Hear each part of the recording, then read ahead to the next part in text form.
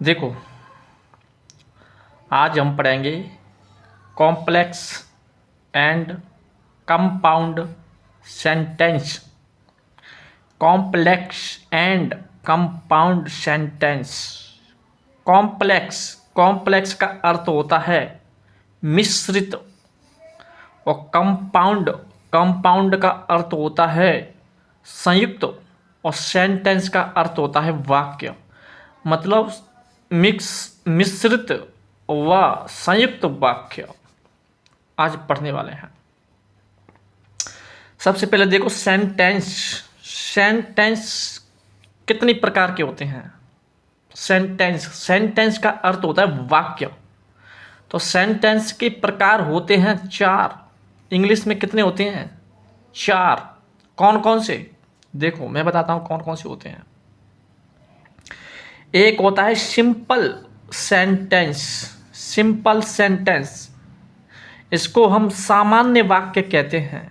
Simple sentence, इसको हम सामान्य वाक्य कहते हैं। एक होता है कंपाउंड सेंटेंस। कंपाउंड सेंटेंस, उसे हम हिंदी में संयुक्त वाक्य कहते हैं, संयुक्त वाक्य। एक होता है कॉम्प्लेक्स सेंटेंस। कॉम्प्लेक्स का अर्थ होता है मिश्रित, सेंटेंस का अर्थ होता है वाक्य, मतलब मिश्रित वाक्य। ठीक है सर। अब देखो, कंपाउंड और कॉम्प्लेक्स दोनों को मिलाकर के एक बन जाता है चौथा, कंपाउंड एंड कॉम्प्लेक्स सेंटेंस। ठीक है, कंपाउंड एंड कॉम्प्लेक्स सेंटेंस, जिसको हम संयुक्त, देखो कंपाउंड को संयुक्त, कॉम्प्लेक्स को मिश्रित, सेंटेंस को वाक्य, संयुक्त मिश्रित वाक्य।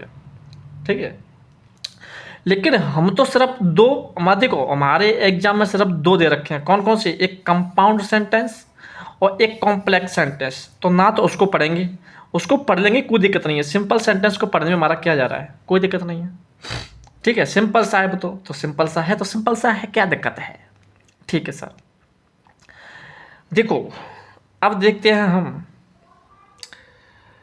देखो ये boy, boy boy, boy girl, boy, इसमें 2 बॉय होने चाहिए और गर्ल, कम से कम एक गर्ल। इसका मतलब क्या है?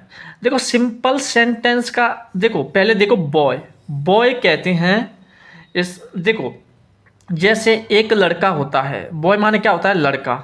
ठीक है सर। और एक होती है लड़की। ठीक है सर। अब मुझे एक बात बताइए कि लड़का और लड़की है, लड़की किस पर आश्रित होती है? बताइए।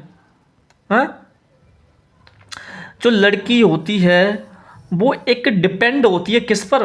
लड़के पर। सही है कि गलत है? भाई लड़का कमाएगा, कुछ कमा करके लाएगा वगैरह, तो लड़की किस पर डिपेंड होती है? लड़का पे ही तो होती है। हाँ, जब तक लड़का कमा करके नहीं लाएगा, कुछ लाएगा नहीं, तो फिर लड़की कुछ खा सकती है, खा पी सकती है कि नहीं पी सकती है? ठीक है, तो लड़की डिपेंड होती है लड़का पर, लेकिन लड़का कभी लड़की पर डिपेंड नहीं होता, याद रखना। भाई घर की जिम्मेदारी किसकी होती है? लड़के की तो होती है। सही, सही है गलत है? सही है। ठीक है, उसी प्रकार बॉय, उसमें सिर्फ एक बॉय लिख रही है। एक बॉय का मतलब होता है कि, मतलब मैं बताऊंगा बॉय बॉय बॉय क्या होता है। देखो अगर इसमें एक ही बॉय दे रखा हो, बॉय का मतलब होता है क्लोज।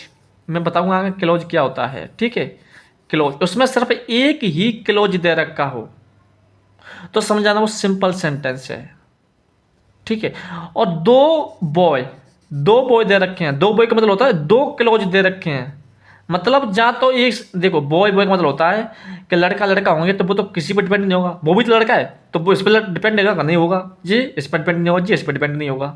ठीक है, तो कंपाउंड सेंटेंस मतलब 2 क्लोज होने चाहिए।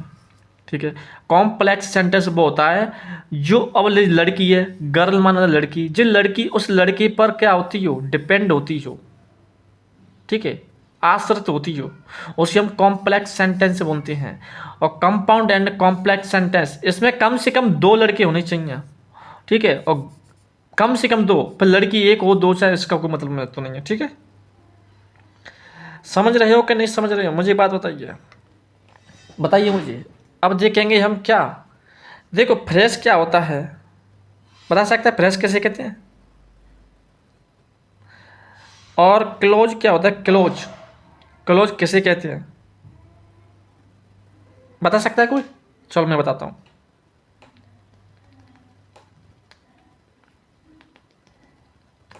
देखो फ्रेश का मतलब होता है वाक्यांश।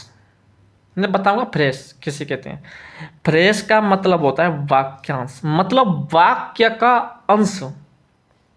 इसका कोई अर्थ नहीं होता है, उसे हम फ्रेश कहते हैं। क्लोज, क्लोज का मतलब होता है उपवाक्य, मतलब वाक्य का उपवाक्य। ठीक है, तो क्लोज का मतलब क्या होता है? उपवाक्य।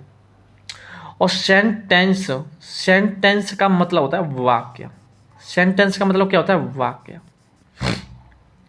ठीक है, मतलब वाक्य का ही एक जो वाक्य होता है, उपवाक्य होता है, उसे हम क्लोज कहते हैं। समझ रहे हो मेरी बात? देखो जैसे फ्रेश, फ्रेश क्या होता है? जैसे Ram play football, Ram plays football in the playground. ठीक है सर, कोई दिक्कत? कोई दिक्कत? कोई दिक्कत नहीं है सर। देखो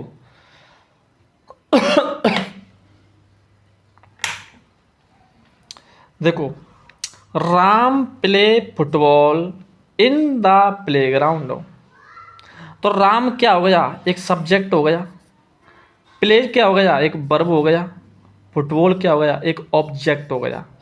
ठीक है, अब बाकी की जो है ना जे, in the playground, in the playground, बताइए क्या है ये प्लेग्राउंड? इन द प्लेग्राउंड, इसका कोई वाक्य का कोई अर्थ ही नहीं है उसमें, तो उसको हम फ्रेश कहते हैं। उसी को क्या कहते हैं? फ्रेश, उसी को फ्रेश कहते हैं। ठीक है, राम एक सब्जेक्ट हो गया।